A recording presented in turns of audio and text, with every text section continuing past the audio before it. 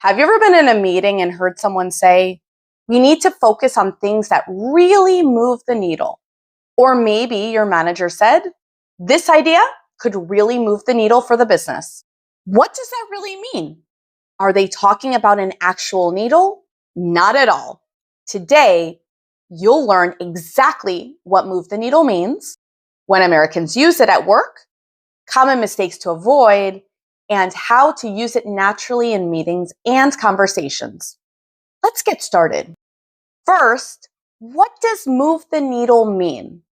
When Americans say move the needle, we mean to make a meaningful difference or to have a significant impact on results. Think of an old-fashioned meter with a needle. If the needle doesn't move, nothing has really changed. But if the needle moves, something important has happened. And that's why you'll hear this expression in business whenever people are talking about improving sales, increasing profits, saving money, or achieving important goals. Now, let's look at some real-life examples of how we would use this expression in business. Imagine your sales team is discussing different marketing ideas. One person suggests changing the company's logo. Another suggests launching a new advertising campaign. The manager says, changing the logo probably won't move the needle, but the advertising campaign might. So what does this mean? It means the new logo probably won't make much difference, but the advertising campaign could have a big impact. Let's look at another example. I want you to imagine that you're meeting with your boss. Your boss says, you've been working really hard, but let's focus on projects that really move the needle. That doesn't mean your other work isn't valuable. It means your boss wants you to spend more time on work that creates bigger results for the company. Now, very often when we're discussing a business strategy, we'll use this expression. For example, imagine that you're sitting with your team and your team has 20 different ideas. The manager might take a step back and say, okay, which of these ideas will actually move the needle? What they're really asking is, which idea will make the biggest difference?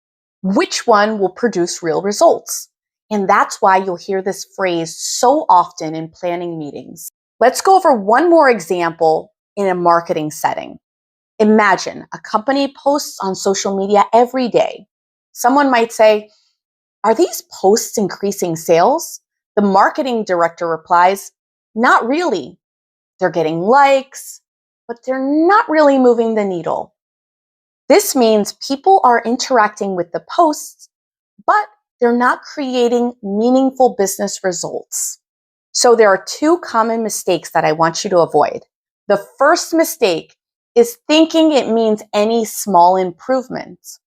Remember, move the needle usually refers to a significant improvement, not something tiny. Mistake number 2 is using it outside of business situations all the time. For example, we would not say, my new haircut really moved the needle. It sounds unusual. Americans mostly use this expression in professional settings when discussing goals, performance, or measurable results.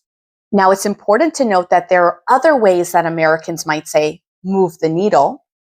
Instead of saying it all the time, you can also say, make a difference, have an impact, drive results, produce results, or make an impact. And these all have similar meanings. But move the needle sounds especially common in business meetings. Now, let's work on your pronunciation. Repeat after me. Move the needle. Move the needle. Move the needle. This project could move the needle. This project could move the needle. This project could move the needle. Looking to improve your business English even further? Check out this video.